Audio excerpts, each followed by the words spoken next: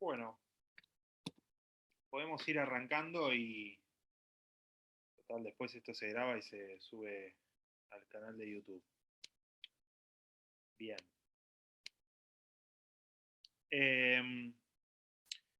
Este es el segundo encuentro de un nuevo conversatorio que encaramos desde la Naranja Judicial.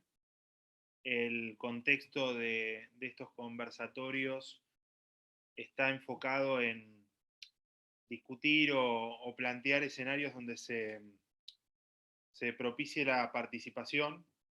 Son encuentros de formación sindical y buscan empoderar al CITRAJUR. Este segundo encuentro está enfocado en cuestiones de género y para eso nadie mejor que Betty Silva, que es compañera nuestra de La Naranja, es parte de la agrupación, integra la lista, y bueno, tiene una larga historia de lucha por los derechos de la mujer y derechos de género y diversidad en general, desde la constitución del Consejo de la Mujer en Roca, la militancia dentro de la Comisión de Género en el Poder Judicial, bueno, un montón de herramientas las cuales nos va a poder iluminar un poco en este tema, abrir el juego a debatir algunas posturas. Así que, bueno, sin más, les cedo la palabra y gracias a todos por estar aquí. Bueno, gracias Pedro por la presentación. ¿Se escucha bien? Perfecto. Sí, porque estoy un poco congestionada y por ahí no sé, a lo mejor no se entiende muy bien. Bueno, la idea de este conversatorio más que nada para mí es compartir todo, digamos, todo lo que hemos podido recoger como experiencia, lo que hemos hablado también de cuál queremos que sea la mirada de ahora en más dentro del sindicato. Pero me gustaría, antes que nada, hacer un pequeño repaso, digamos, para desmistificar, porque creo que una tarea que debemos afrontar es derribar algunos mitos con relación a nuestra posición dentro de las cuestiones laborales y dentro de las cuestiones sociales, ¿no? Universalmente se ha tenido, para poder organizar un poco la trayectoria del feminismo, se lo ha estructurado en distintas olas porque hay momentos en que estamos en la cresta y luego bajamos la intensidad de la participación, de la activación. Se lo ha dividido para poder estudiarlo un poco más al feminismo y comprenderlo, y derribar uno de los mitos que me molesta mucho cuando escucho que muchas personas, especialmente funcionarios y funcionarias dentro del ámbito laboral, de trabajo judicial, dicen esta frase ahora que está de moda. Y a mí me gustaría que todos sepamos, y todas y todes, tengamos muy presente que esto no es una moda. El feminismo no nació ayer, no nació con nosotros, no nació con el Encuentro Nacional de Mujeres. Nació hace muchos años, cuando se tomó, digamos, a la Revolución Francesa como el puntapié para poder dar inicio a una visibilidad, pero que se venía palpando muchos años antes, y que en aquella Declaración Universal de los Derechos del Hombre no es casual que Olympia de Gouges propone la Declaración Universal de las Mujeres. Esto, por supuesto, que terminó con la decapitación de Olympia de Gouges. Cómo se atrevía a poner en discusión algunas cuestiones como el matrimonio, los derechos patrimoniales, pedir derechos políticos. Eso encendió una mecha que por supuesto que no terminó nunca. Hasta el día de hoy seguimos encendiendo esa mecha. Pero bueno, para poder comprender un poco más cómo transcurre ese feminismo, es que primero empiezan por ciertos reclamos que tienen que ver con algunos derechos políticos, cuando reclaman el derecho al voto, cuando reclaman los derechos relativos a los matrimonios y a los hijos y a las hijas, y que también pretenden alguna representación parlamentaria. Esa sería más o menos a mediados del siglo XVIII, cuando comienza esa primera ola para poder comprender este feminismo. Después pasamos a la segunda ola, que es, digamos, en el siglo XIX, y más o menos transcurre hasta los años 50 del siglo XX, donde no solamente se sigue reclamando el voto femenino, y además porque no se vio de la misma manera en Europa que en América, es decir, nosotros por ahí éramos la caja resonante de las cuestiones planteadas en Europa. No solamente se reclama el voto femenino, sino que también lo que se reclama es el acceso a la educación superior. Y esto no es un detalle menor, porque la educación superior era un poco la puerta que abría a poder socializar todo aquello que se pretendía, y es así como también siguen planteando algunas cuestiones como relacionadas con el matrimonio y con la patria potestad de los hijos. Nosotras seguimos siempre unidas a lo largo de todo esto que estoy contando, de las situaciones familiares, cómo estaban dispuestas. Después vamos a ver qué incidencia tiene en la vida que tenemos hoy, ¿no? Ya en la década del 60, que esa ya sería la tercera ola, no solamente se cuestiona que es necesario tener incidencia en el espacio público, sino también en la transformación dentro del espacio privado. Y aquí recuerdo la frase que dijo el otro día Sandra en el otro conversatorio de Judith Butler, cuando dice lo personal es político. Eso de lo personal es político es aquello que trasciende no solamente lo que se puede ver, sino también lo que sucede puertas adentro. Y ahí que se cuestiona esas relaciones de poder intrafamiliares y las cuestiones también de poder con la sexualidad. Comienza a visibilizarse en este periodo la violencia de género. También aparece algo que para nosotras las mujeres nos va a revolucionar un poco la vida, que son los anticonceptivos. Esto de alguna manera empieza a abrir la puerta de poder planificar la vida que pretendemos, qué queremos nosotras, si queremos seguir siendo reproductoras o si queremos comenzar también a darle un lugar importante al goce en nuestra vida. También planteamos la cuestión del divorcio. Los matrimonios siempre han sido muy disciplinadores, razón por la cual el divorcio venía a desarmar un poco esa disciplina familiar que teníamos hasta ese momento. Y ya en el siglo XXI, que sería esta etapa que nosotros estamos viviendo, aquí empieza una cuestión que un poco la podemos ver, es más cercana, la podemos ver, la podemos palpar un poco más, y que es todo el activismo, no solamente presencial, y que vemos en las calles, sino también en online, el de las redes sociales. Aquí lo que se plantea más que nada son los privilegios del hombre, se repudia todo lo que tenga que ver con la violencia de género en todos los estamentos, ¿sí? Atraviesa todas las capas sociales, ya no hay diferencia de clases según el poder adquisitivo, según el acceso al conocimiento, sino que la violencia empieza a visibilizarse en todos sus aspectos. Acá también empezamos a tener un discurso contra los estereotipos, porque justamente la madre de todas las violencias es la violencia simbólica, es la violencia que a través del estereotipo nos disciplina y nos va marcando un poco por dónde tenemos que ir las mujeres y las disidencias. Si respondemos a esos modelos sociales o nos salimos de ese eje, entonces empezamos a ser estigmatizadas.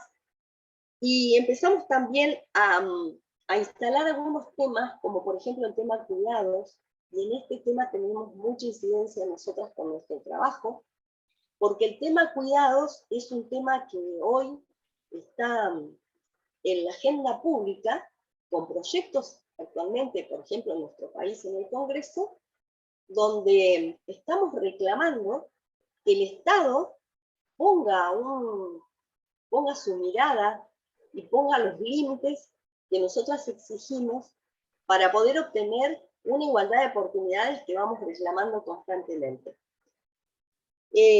Con todo esto, nosotros llegamos a un 8 de marzo de 2017, donde se produce el primer paro internacional de mujeres y que tiene que ver con que el feminismo ya está globalizado. No hay lugar donde no llegue, y aquí esta globalización permite que también nosotras no estemos respondiendo todo el tiempo a lo que Europa, hasta no hace mucho, era quien llevaba la vanguardia, sino que nosotras también estamos instalando agenda. dentro de pocos días se cumple un año más de el Ni Una Menos, que el Ni Una Menos tiene ya incidencia a nivel internacional. Veía estos días que está el proyecto en Estados Unidos y en algunos estados para, digamos, sancionar leyes que van en contra de los avances que se venía con la interrupción legal del aborto. Y bueno, las mujeres también han adoptado el pañuelo verde, tomando esto desde el sur. Eso es muy, digamos, es muy revolucionario para nosotros, porque que la gente que las mujeres del norte tomen por primera vez algo que nosotras hemos instalado en esta región, me parece que habla como que en todos los espacios van sucediendo distintas acciones, y eso permite que el movimiento sea cada vez más global. A mí me gustaría contarles un poquito, antes de empezar a hablar propiamente de la incidencia, de cómo podemos incidir dentro del sindicalismo, que en el 2017, que fue el primer año del paro internacional de mujeres, en el Poder Judicial, al menos en la segunda circunscripción, algunas decidimos irnos a las 9 de la mañana como algo, digamos, desafiante, porque, bueno, el resto también nos miraba, la mitad de nuestras compañeras nos miraban como que, ¿qué es lo que estábamos haciendo? Y por supuesto que el Superior Tribunal todavía no tenía ninguna incidencia sobre lo que nosotros estábamos pidiendo, así que nos arriesgamos a que nos descontaran esas horas, pero nos pareció importante. Tengo una foto, alguna vez se les voy a mostrar, de la primera vez que salimos de los lugares de trabajo, y eso que pareció, bueno, una idea así muy atrevida, al año siguiente, cuando se vuelve a hacer otra vez los actos del 8 de marzo, ya habíamos planteado desde el sindicato con una nota diciendo que nos adheríamos al paro, por lo tanto nos retirábamos, así que directamente al 8 de marzo del año siguiente ya no fuimos a trabajar. Y así fue como ahora está instalada la agenda, y lo veía en el sistema Mara el otro día, que el año pasado habían puesto el 8 de marzo como un día no laborable para nosotros. Quiero decir con esto que eso que por ahí es simbólico, como el 8 de marzo, adherirnos al paro internacional, tiene que ver también con todo el empuje de la agenda que vamos cambiando dentro de las instituciones. Este movimiento feminista es un movimiento que no viene de arriba para abajo, sino que va de abajo para arriba, y eso hace que no lo puedan ignorar, porque muchas veces, por ejemplo, en la academia se plantea que no es que la academia propuso instalar las cátedras de género porque les gustaba, porque querían, porque bueno, está dentro del plan de estudios, sino que fue la misma militancia la que obligó a que se instalaran y se cambiaran algunas cátedras y que fueran atravesadas, y también toda esta cuestión social que atraviesa toda la sociedad también incide en la organización de nuestros trabajos que tienen cada uno características distintas, ¿no?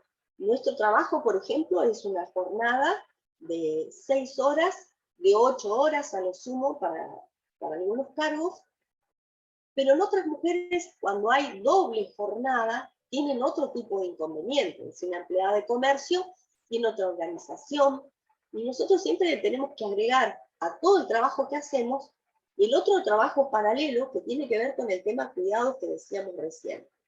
Ese tema cuidados que va de la mano de algunos impedimentos que tenemos permanentemente para formar parte de un determinado, de algún determinado trabajo, o cuando estamos dentro de la estructura de ese trabajo, poder ascender, poder romper ese techo de cristal que siempre planteamos, que no solo es para funcionarios y magistrados y magistradas, sino también para nosotras, para empleadas que muchas veces no disponemos del tiempo suficiente para poder estudiar, rendir y estar en las mismas condiciones que nuestros compañeros.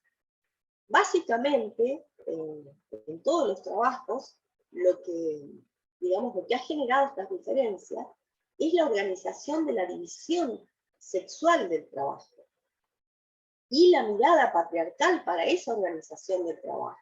Eso ha hecho con el tiempo que, bueno, tengamos dificultades para tener acceso a otras cuestiones. Y en el caso nuestro, precisamente, lo que nos interpela hoy es cómo desde el sindicalismo podemos romper con esas estructuras, podemos romper con esa formación que tenemos hacia adentro y hacia afuera. Yo les quiero contar también a las compañeros y los compañeros que nuestra experiencia de la formación del espacio de género y diversidad de la segunda circunscripción, que nació, digamos, como un pequeñito fuego de voluntades, pero que bueno, después fuimos formando como una pequeña red, eso hizo que lo habíamos pedido en varias oportunidades a los dirigentes del sindicato que pudieran permitir que se organizara una secretaría de género y diversidad. Y la respuesta siempre era que no estaba en la carta orgánica, entonces no la podían hacer. Y lo reclamábamos, cada vez que lo reclamábamos, la respuesta siempre era la misma. Hasta que, como les contaba lo del 8 de marzo, también al sindicalismo le fue cayendo la ficha de que no podían ignorar más estas demandas. Entonces, eso provocó que algún dirigente fuera a buscar a determinada compañera para que armara ese grupo que estábamos reclamando pista, y bueno, fue así que, no sé si se van a arrepentir de eso algún día o no, pero como que nos empezamos a juntar y de pronto el grupo se volvió súper sólido, con muy clara la idea a dónde queríamos ir, y nos encontramos con que ese grupo, lo digo desde la mayor humildad, dio origen a la lista naranja que hoy tenemos funcionando. Todas nosotras que formábamos parte de ese grupo, de ese espacio de género y diversidad, hoy estamos dentro de esta lista naranja que propone otra mirada sobre el sindicalismo, que propone otra discusión y que quiere, cuando decimos que quiere que es una lista inclusiva, estamos diciendo porque queremos contemplar todas las diversidades. No queremos una igualdad numérica y sin contenido. Lo que queremos es la identidad con una diversidad que reconozca todas nuestras características, según nuestro territorio, según nuestra formación, según nuestro acceso al conocimiento. Queremos un reconocimiento, un espacio y un poder de decisión, porque lo que nos está faltando es poder decidir sobre nosotras mismas. Entonces, en este nuevo espacio que proponemos, cuando decimos que la naranja se propone como una lista colectiva, también hemos aprendido que nada se puede hacer en soledad, que todo, absolutamente todo es colectivo. Y esa colectividad es la que nos llevó a estar paradas y parados donde estamos. Quienes abracen la colectividad nunca vamos a estar solos porque las decisiones son entre todas y entre todos. Entonces, todo es mucho más fácil, todo es mucho más consensuado. Esa colectividad de la que hablamos también nosotras lo practicamos con cierta horizontalidad para decidir, con roles que tienen responsabilidades, pero que a la hora de manifestarnos, las decisiones son horizontales porque todas y todos tenemos la misma importancia dentro de esta estructura. Ahora, lo que me planteaba cuando pensé en hablar de este tema también, ¿cuáles son los problemas estructurales que tiene el sindicalismo? ¿Hacia dónde? ¿Qué es lo que tenemos que tratar de modificar urgentemente dentro del sindicalismo? Y creo que lo primero que hay que hacer es lo que humildemente les contaba que hemos hecho en la segunda circunscripción: organizarnos, comunicarnos. Cuando decimos que la naranja también le da importancia al mensaje, le da importancia a la comunicación, estamos hablando de esto. Es decir, reconocer qué nos pasa a cada uno y a cada una de las integrantes de esta estructura que queremos una transformación. Esa transformación, básicamente, lo que está reconociendo es que no hemos sido tenidas en cuenta a la hora de tomar decisiones.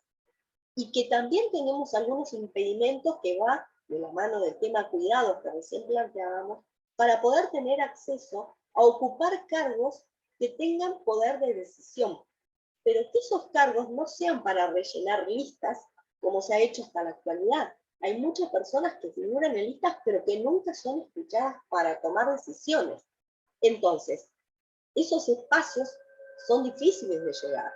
Nos ha costado muchísimo comprender y hacer comprender que es importante que estemos incluidos, incluidas todos. Con esto, ¿a qué me refiero precisamente? A que digamos, esas responsabilidades paralelas que hemos tenido por formar parte de familias donde hemos cumplido tareas de organización económica doméstica y de reproducción, nos ha impedido poder participar en organizaciones como son las sindicales. La idea es que podamos romper con esos estereotipos, que podamos romper organizadamente de manera que tengamos una legitimidad desde esta estructura sindical para poder participar. Estuve buscando por ahí algunas bibliografías, a ver qué veía de cómo otros gremios han resuelto, y la verdad es que cada gremio tiene sus características propias. Recién les decía un poco de las horas que muchas veces en el trabajo no permite que tengamos participación, porque a veces doble jornada, entonces no se puede hacer triple jornada, porque después estás al cuidado de niños, niñas, niñes y adultos mayores muchas veces, entonces no se puede participar. Pero en el caso específicamente nuestro, donde tenemos una jornada un poco más reducida, nos permite que en la tarde podamos tener una participación activa. Ahora, esa participación activa no puede ser en soledad, esa participación activa tiene que ir acompañada de muchas decisiones, ¿no? Yo pensaba, por ejemplo, cómo hacer para poder tener dentro del trabajo algún espacio que permita que podamos comunicar ante cualquier problema que pueda surgir. Para eso, en realidad, lo que tenemos que tener es una legitimación dentro de la estructura sindical que nos permita pelear desde ese lugar con todo lo que significa el respaldo de pertenecer a un sindicato ante las autoridades. Y muchas veces también nos ha tocado interpelar a las propias autoridades del sindicato. Y eso es muy difícil también. ¿Por qué? Porque para eso tenemos que poner en discusión que existen estas diferencias, que existen estos problemas, y entonces quizás lo que necesitamos son, dentro de esa organización, armar caminos de cómo llegar para poder poner en discusión y para poder darle una solución al problema que tenemos, ¿no? Porque la violencia, digamos, recién decía que en la cuarta ola, lo que se pone en evidencia es esa violencia reconocida en esas relaciones interpersonales que tenemos y que, bueno, atraviesa varias organizaciones. La nuestra también está atravesada. Nosotros en este momento tenemos dirigentes en la federación judicial que están cuestionados por acoso sexual, y no es un tema que lo tratemos en todas las delegaciones, no es un tema que lo hayan traído a nuestros dirigentes, hayan bajado ese tema. Yo me pregunto cómo se puede seguir adelante estando ignorando esta situación que es muy difícil, que es muy delicada, pero que hay que tratarla. Dentro de esas cuestiones también que digamos, a proponer, me parece que una es armar redes de contención, redes de comunicación entre las compañeras. Nosotros tenemos un territorio muy diversificado, porque estar en Viedma y estar en Bariloche son dos extremos donde es difícil comunicarse, muchas veces es difícil verse personalmente, a pesar de que ahora existen otras maneras de comunicarnos, pero me parece que tenemos características diferentes de interrelación, que estamos atravesados por varios temas, ¿no? El feminismo es interseccional, adentro existen diferencias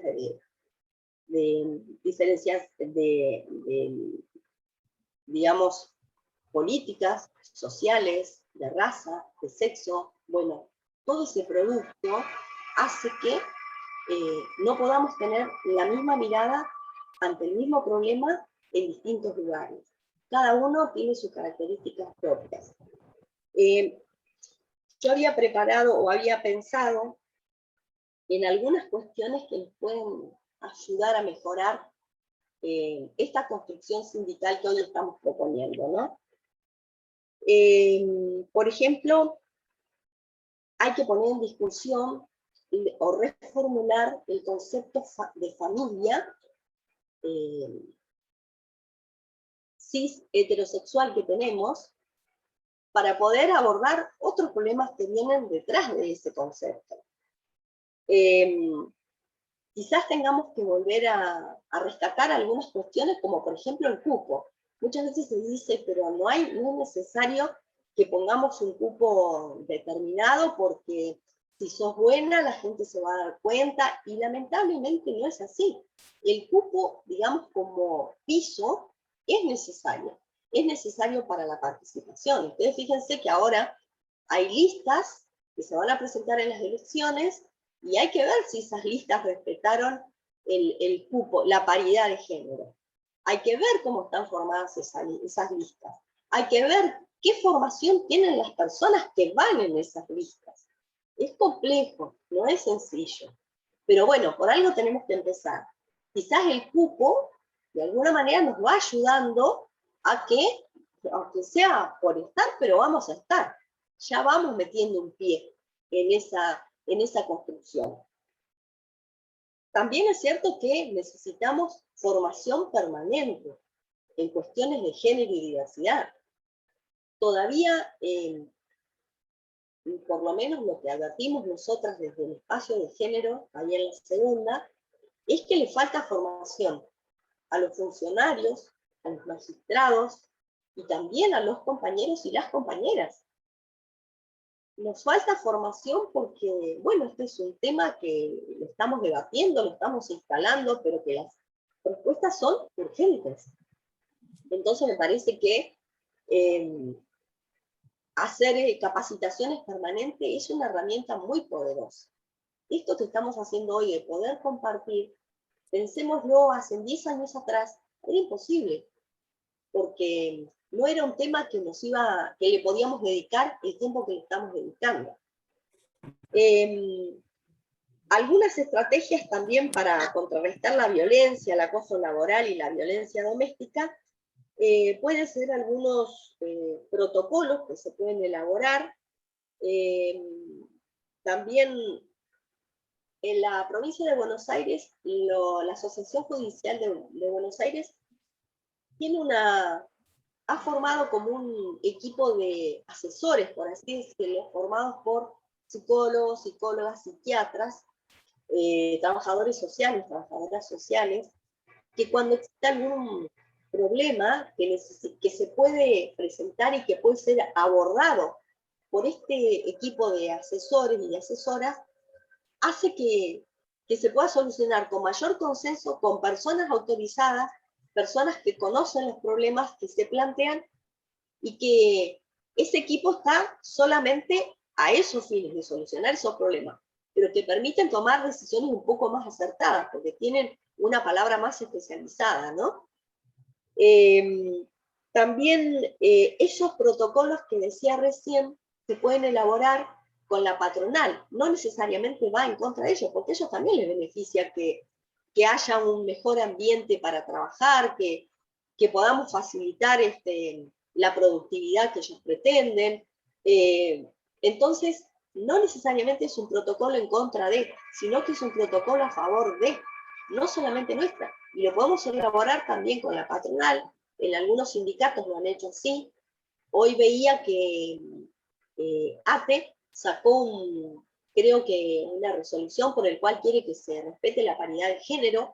Bueno, de a poco los sindicatos van tomando esas herramientas y las van poniendo en práctica. También algunas cuestiones que se pueden proponer son las licencias que tenemos cuando alguien tiene algún problema de violencia que merece un abordaje integral, y que, bueno, ir a trabajar también es difícil. Entonces, con algunos cuidados, porque lo que se le critica es que por ahí se evidencia mucho problema con esa licencia, pero con algunos cuidados por ahí este tema se puede ayudar a solucionarse con esto de las licencias. También el tema de las políticas de cuidado, si lo ponemos también en discusión como algo que hay que facilitar, también nos retribuye a nosotros en poder participar un poco más activamente dentro de las cuestiones gremiales. Si vemos las reuniones que muchas veces hacemos en el sindicato, siempre hay niños, niñas jugando, y que generalmente van con alguna de nosotras, porque es raro que algunas, estoy teniendo en cuenta excepciones, pero es raro que vayan con sus padres varones a las reuniones del sindicato, a las reuniones políticas, es decir, ese acceso hay que cuidar, hay que reforzarlo, hay que facilitarlo para que podamos tener más participación. Hay una experiencia en los astilleros de Río Santiago, en La Plata, desde el año 2006, donde se eligieron 3 delegadas de género que solamente se dedican a las cuestiones de género, pero que tienen el tutelaje del sindicato. Entonces el sindicato está al tanto de todo lo que esas delegadas van recogiendo, y eso facilita que no se pierda la comunicación con las bases. Es decir, lo que está sucediendo ahí, estas delegadas lo hacen saber a los sindicalistas y ellos pueden ocuparse de estos temas.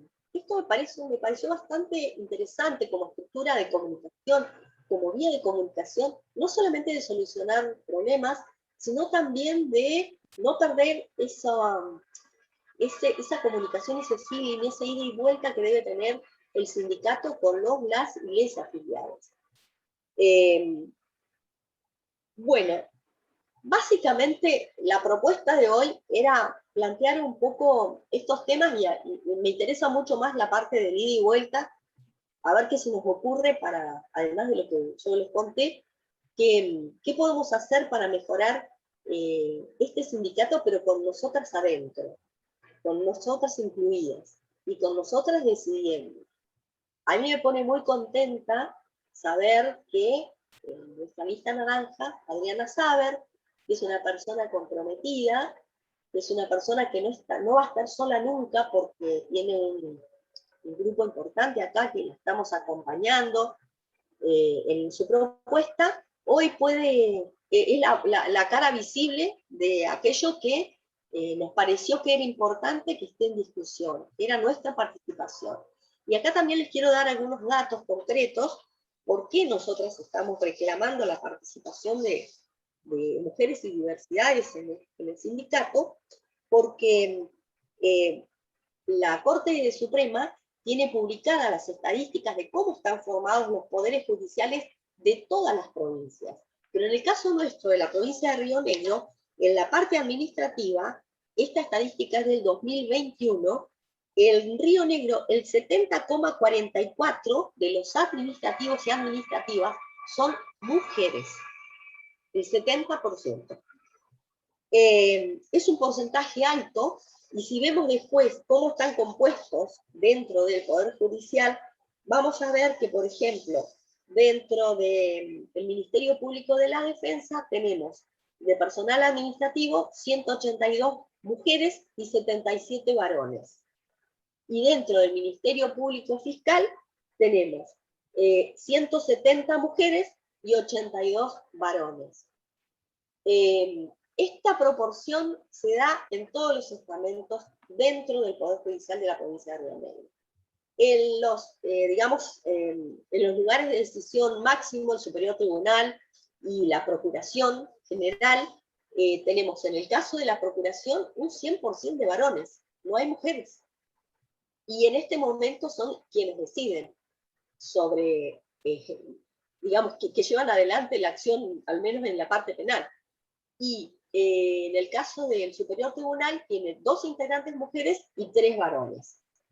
O sea, si de la cabeza estamos armados de esa manera, también hay que poner en discusión esa representatividad, ¿no? También a mí me gustaría repensar la composición del Consejo de la Magistratura. ¿Quiénes eligen a nuestros jueces? ¿Qué preguntan? ¿Qué tienen en cuenta? ¿Qué seleccionan cuando dicen eligen a las personas que van a decidir sobre nuestras vidas? A las personas que ejercen el control social que hoy tiene el Poder Judicial.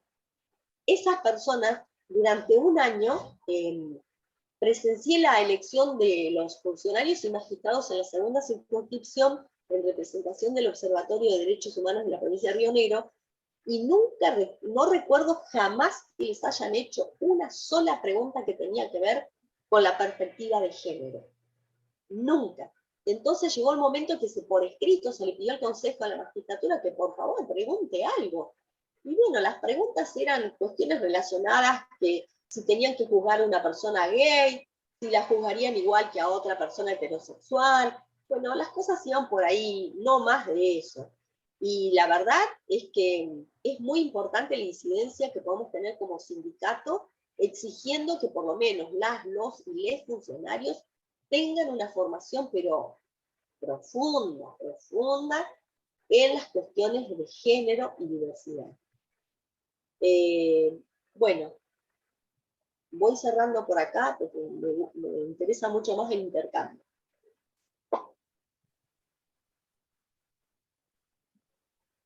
Pedro. Acá estamos. ¿Escuchan bien? Bueno, no sé si alguien quiere hacer alguna pregunta o tener la palabra. Ahí tenemos, pide la palabra la compañera Adriana Saber, adelante.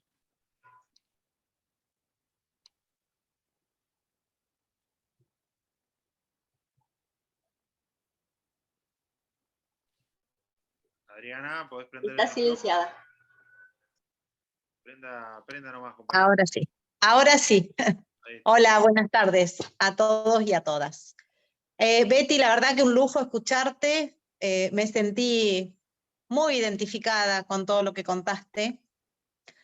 Por haber sufrido en mi trayectoria sindical la violencia política de lo que vos hablas, que no está bueno que esto pase, primero porque hay una lucha permanente de las mujeres para poder ocupar los espacios de poder y para que seamos escuchadas, para que seamos respetadas, para que podamos alzar la voz, para que podamos discutir sanamente, ¿no? Cuando digo discutir es exponer nuestros pensamientos, y a veces el conjunto de varones que integran los sindicatos no les cae bien que una mujer quiera discutir de igual a igual, ¿no? Porque toda la vida los sindicatos fueron manejados por hombres. Generalmente en todos, si uno se pone a ver las composiciones de todos los sindicatos, recién en estos últimos 10 años se está trabajando en incorporar a las mujeres a los lugares directivos, a los lugares importantes y a los lugares, a los primeros lugares. En mi caso personal, a mí siempre me gustó participar y no me gustó rellenar listas. La participación es de compromiso, y cuando uno asume este compromiso, asume el compromiso para justamente alzar la voz, no para ser una levantamanos o para dar la razón o para estar callada la boca o solamente recibir órdenes. Bueno, esto hace que muchas veces nos encontremos en lugares totalmente que no son justos, que no hay un equilibrio, y que en mi caso particular lo sufrí y tuve que elegir una cuestión de salud para digamos, dar un paso al costado. Es cierto que esta lista prácticamente se armó desde el grupo de género. Tengo que decirlo, yo tuve mucha contención después de que presenté mi renuncia a la comisión directiva, a pesar de que seguí trabajando igual como dirigente sindical por mi trayectoria y por, bueno, tantos años de estar al lado de los trabajadores. Aún a pesar de que no estaba en la lista, seguí siendo una referente y era como mi obligación seguir trabajando, porque yo siempre fui secretaria de prensa en la lista, en la primera lista naranja y después en la celeste y blanca. Pero la verdad es que siempre trabajé más allá de la Secretaría de Prensa, ¿no? Porque la realidad es que no se forma gente en los sindicatos, siempre son los mismos, y entonces uno empieza a ocupar espacios que no hay. Y cuando alguien te manda un mensaje y te pregunta tal cosa por un pase, por un problema que tenga, por violencia laboral, por un ascenso, uno no puede decir, no, yo soy secretaria de prensa, anda a preguntarle a fulano, y no, uno se compromete para trabajar y para dar respuesta. Cosa que, bueno, por ahí, qué sé yo, a muchos no les gusta que uno pueda tomar este compromiso con vocación y con la responsabilidad que ello implica, ¿no? Yo creo que hay un cambio de paradigma que es súper importante. No solamente va a venir en nuestros sindicatos, sino que también se va a hacer en todos lados. Por supuesto que cuando empezamos a pensar en esta lista, lo primero que dijimos es, vamos a crear la Secretaría de Género, porque no hay discusión, ya es algo que no se puede discutir, no se puede ni siquiera poner en debate, ya esto es algo que hay que hacerlo. Justamente, como vos decías, Betty, ATE no hizo una resolución, creo que va a modificar el estatuto como nosotros, inclusive no solo va a pedir la paridad en las listas, sino que los cargos altos estén ocupados por una mujer y un varón, y además, entre otras cosas que ellos también van a agregar, es la alternancia o digamos, el cargo que sea solamente por 2 años, que no sea vitalicio, que sea por 2 periodos nada más. Son cosas que, bueno, nosotros también vamos a tener que trabajar puertas para adentro el día que pasen las elecciones, y cuando ganemos, seguramente vamos a tener mucho por hacer y mucho por trabajar. A mí me gustaría, vos preguntás cómo podemos hacer, a mí de verdad que me gustaría que todas las compañeras que se anotaron para participar, que puedan realmente alzar la voz, que puedan decir lo que piensan, que puedan poner en palabras todo lo que quieran hacer, trabajar, y seguramente en el camino de esta construcción hay veces que no vamos a pensar igual, porque no todos pensamos iguales, pero sí o sí, acá por lo menos en esta construcción va a haber el respeto hacia la palabra de todos y todas los compañeros, porque así se construye. De nada sirve hacer una lista con personas que piensen como uno o que levanten la mano nada más que porque uno tiene una responsabilidad un poco mayor. Me parece que tiene que haber un respeto, y creo que en ese camino vamos a ir intentando, por supuesto que nos vamos a equivocar como cualquiera, pero bueno, dándole participación a todas las compañeras,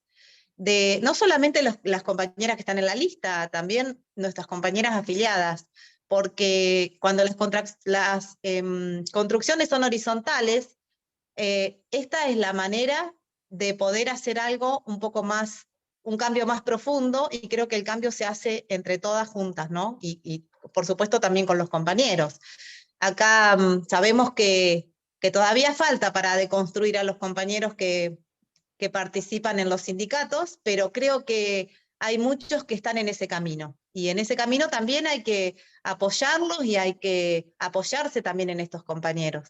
Así que yo celebro este conversatorio, me encanta, Betty. Creo que hay que seguir machacando con este tema, porque no es un tema menor. Esto no solo pasa, la violencia política no solo pasa en los sindicatos, pasa en el Poder Judicial, pasa en las asociaciones, en las cooperativas, pasa en todos lados donde hay hombres a la cabeza y mujeres que quieran participar y que quieren impulsar cosas, proyectos, generalmente no son escuchadas, y todo lo contrario, si rompen mucho, hacen todo lo posible por excluirte. Y creo que en esto hay que seguir machacando para demostrar a las compañeras mujeres que podemos, que debemos y que tenemos el compromiso de seguir adelante, porque el mundo nos debe mucho a las mujeres. Hemos sido muy oprimidas durante muchos años y creo que es el momento de empezar a ser nosotras, y eso se hace colectivamente. Muy bien, tiene la palabra la compañera Clara Ques. Hola a todos y todas. Bueno, más que nada, Betty, quería agradecerte, siempre es un lujo escucharte. Cualquier charla que cualquier persona pueda tener con vos, realmente siempre creo que todos nos llevamos algún aprendizaje. Y bueno, igual Adriana también, ya que estás también te agradezco por sumarte a la charla de Betty ahí, porque bueno, para mí son ambas dos grandes referentes, tanto en lo que tiene que ver con todos los feminismos, como Adriana en lo sindical, creo que son como las dos zarpadas en lo suyo. Betty, quería aportar, digamos, con esto que estabas charlando vos de la experiencia que tuvimos con el espacio de género en la segunda, que es una charla que le estamos trasladando también, más que nada en charlas de pasillo, con compañeras que están obviamente dentro de la lista y compañeras que no están en nuestra agrupación, por la necesidad que hay de armar espacios de género en todas las circunscripciones, y hay un interés enorme, así que creo que bueno, que otra de las herramientas con las que vamos a contar es con esta organización que ya tenemos, nos va a poder abrir mucho las puertas para organizarnos en todo esto que tenemos que aprender todavía, ¿no? Y por otro lado, también me acordaba que quería aportar esto que hablabas, digamos, de la necesidad de intervenir en el Consejo de la Magistratura, lo que tiene que ver también con, que lo hemos charlado mucho en el espacio, la necesidad de que haya, aunque sea un vedor, o una vedora más bien, del sindicato a la hora de que entrevistan a los ingresantes y a las ingresantes, porque bueno, no nos tenemos que olvidar que la gente que está entrevistando hoy en día sigue preguntando a ver si vamos a tener hijos, a ver cuál es nuestra proyección de vida, a ver hasta dónde apuntamos en el laburo, a ver si nos interesa el sindicato. Como es permanente esto, o sea, a medida que vamos ampliando el diálogo, que vamos ampliando las redes y que vamos comunicándonos más entre nosotras, nos empezamos a enterar de una cantidad de cosas que siguen pasando permanentemente, y que es cuestión de, bueno, de que nos acostumbremos también a poder charlar de estos temas. O sea, hoy particularmente me pasó con una compañera de trabajo que me contó una situación que estaba pasando y me dijo, a mí me daba vergüenza contarla porque pensé que me iban a tildar de loca. Y bueno, y continuamos con la charla y nos dimos cuenta de que en la misma situación que estaba pasando ella, estaban pasando 4 compañeras más, también dentro del mismo edificio, y o sea, es también sacarnos esto de tener miedo a hablar, de empezar a sentirnos más respaldadas entre nosotras, más allá del sindicato. Creo que la organización también tiene que ir mucho por ese lado. Eso nomás, más que nada agradecer y esos pequeños aportes que me iba acordando mientras hablabas. Quería decir una cosita ahí. Gracias, Clara, gracias, Adriana, por los conceptos y por compartir lo que piensan. Queríamos contarles a mis compañeros de las otras circunscripciones que también hicimos una encuesta anónima en la segunda circunscripción para que nos cuenten las compañeras si habían vivido algunas situaciones de acoso, qué tipo de acoso por parte de funcionarios, magistrados y también de compañeros.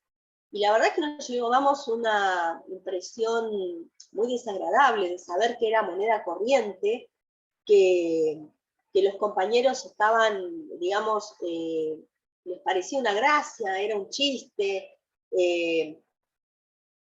invadiendo espacios permanentemente, acosando de distintas maneras, con palabras, con chistes, con tocadas.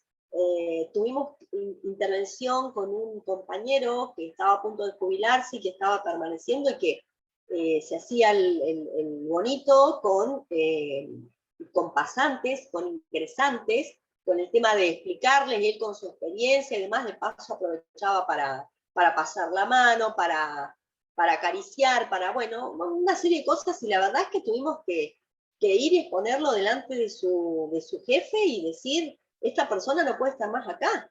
Y si ustedes no toman cartas en el asunto, bueno, entonces tomamos otra dimensión de las cosas. Y bueno, digamos que me pareció como que no deberíamos haber llegado a ese punto, porque podríamos haberlo evitado si ese jefe tiene formación con perspectiva de género, se iba a dar cuenta porque ya se lo habían dicho, y ponerle punto final a eso inmediatamente.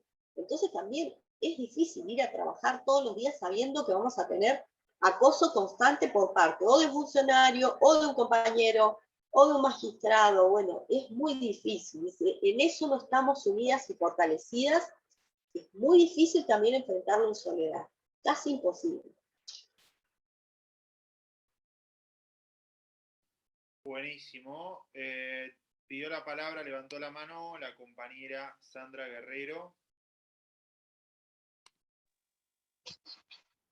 Yo agradecidísima a que se hagan estas cosas, aplaudo al que tuvo la idea y al que se tomó el laburo de invertir su tiempo en esto. Un gusto, Betty, enorme conocerte, escucharte. Me pareció una exposición en la que pusiste fuertemente el acento en mantener en la agenda la perspectiva de género, y eso me parece tremendamente valioso, y alentás a mantenerlo y a seguirlo y a continuarlo.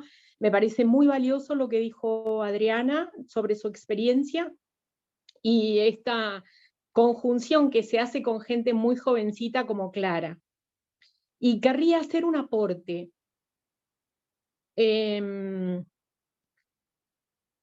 aporte que quiero hacer es una diferencia, una dimensión en la que podemos diferenciar cuerpo de género. No es lo mismo cuerpo que género. Cuerpo, la corporalidad, la fisonomía material de una persona, no es lo mismo que género. Género es una construcción cultural. Género es una identificación. ¿Por qué digo esto?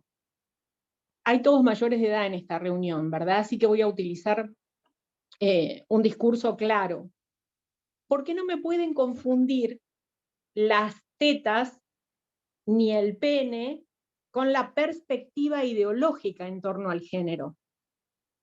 Nosotros podemos tener una persona que tiene una identificación de género que no es la que se corresponde con la que hacemos en la heteronormatividad.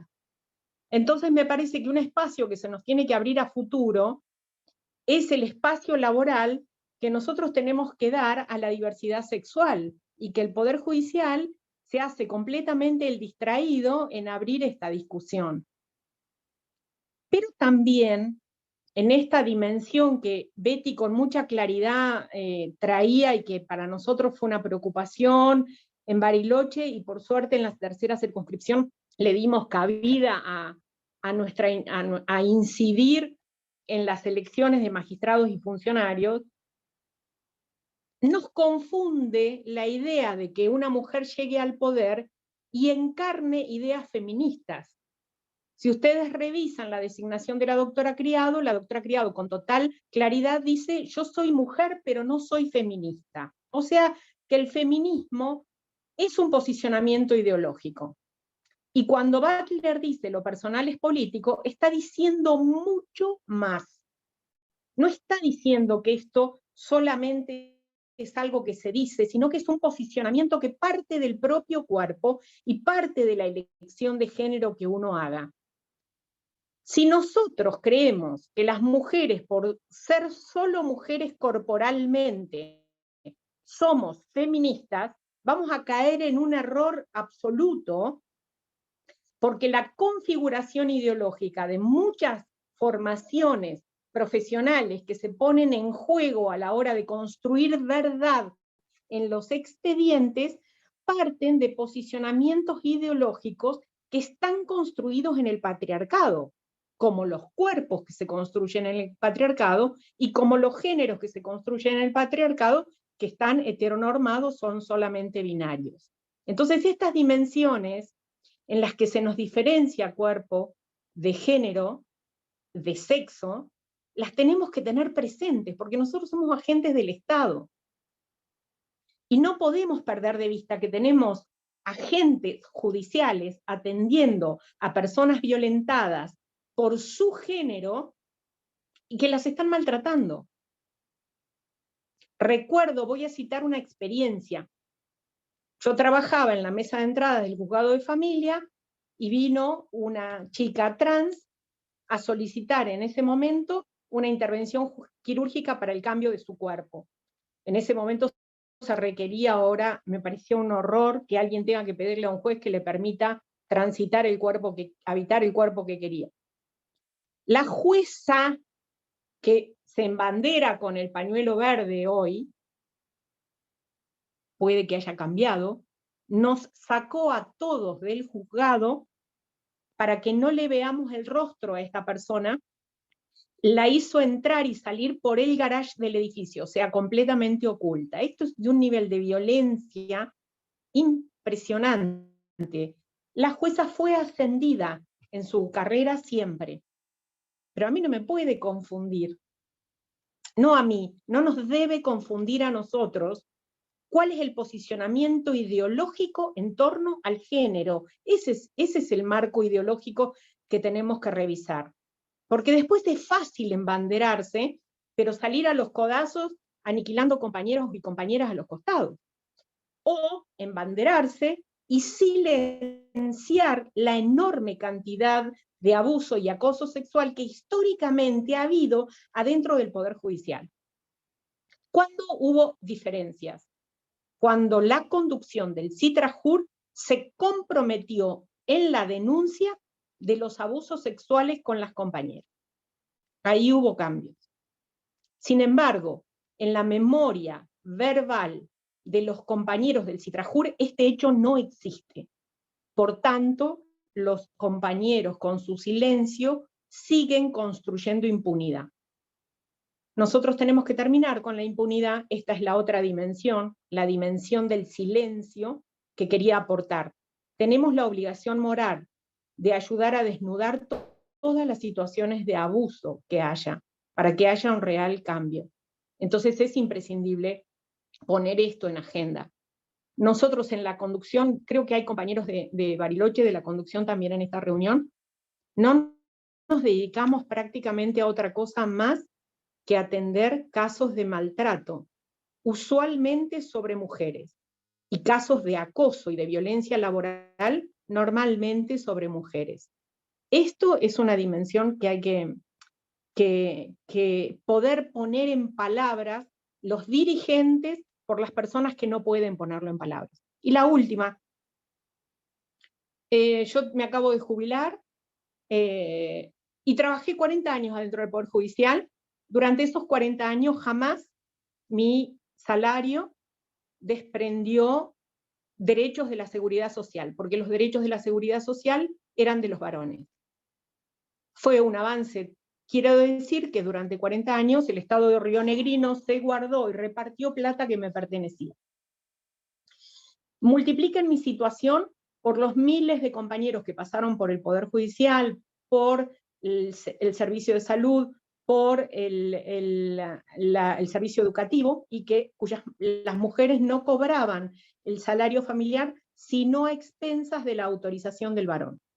Fue un avance cualitativo, significativo, histórico, en la ampliación de derechos que se realiza en el gobierno de Cristina Kirchner, incorporando a las mujeres para que el trabajo de las mujeres desprenda derechos sociales. Y esto lo tenemos que decir en voz alta, recordarlo en todas las reuniones, porque si no parece ser que solo hubiéramos estado durmiendo la siesta, haciendo de gordas adentro de la cocina, y nadie hubiera usufructuado el dinero que a nosotros no nos pagaron.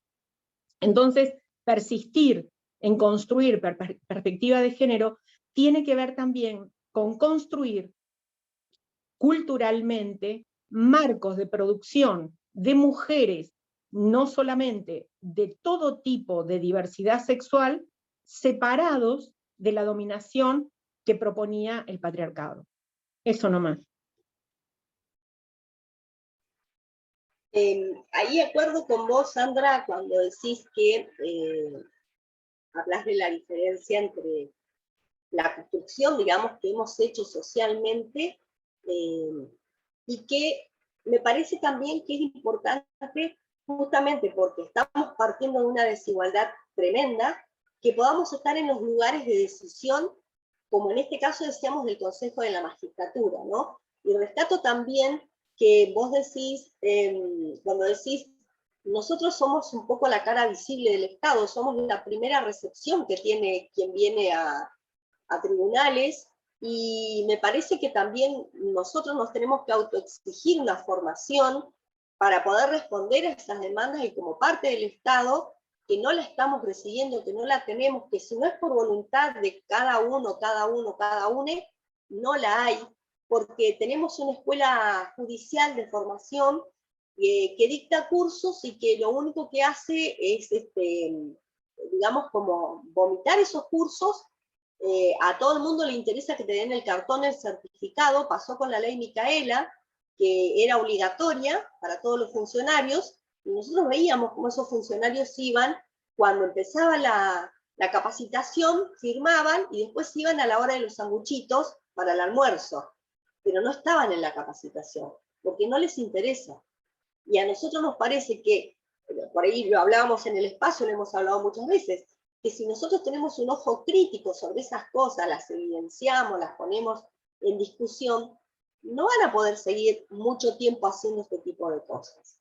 Y por otro lado también, que estén mujeres, como decías vos, físicamente mujeres, que se reconozcan, no significa que tengan perspectiva de género. Eso es re preocupante, súper preocupante, porque lo vemos a diario. Quienes hemos trabajado en defensorías, por ejemplo, escuchamos todo el tiempo las opiniones que dan sobre estas cuestiones, y la verdad que uno no puede creer que una persona en una institución como dentro del Poder Judicial, como una defensoría, manifieste estas cuestiones que yo decía al principio, ¿no? Ahora que está de moda, ahora que no se puede hacer nada, no se puede decir nada, y no son varones los que lo están diciendo, son mujeres. Entonces, es muy preocupante. Por eso creo que una de las cosas que tenemos que exigir desde el sindicato justamente es la capacitación, la formación y la evaluación de esa formación. Porque también hay un montón de gente que hace posgrado, de posgrado, de posgrado, pero eso no significa que tenga un planteo con perspectiva de género al momento de decidir.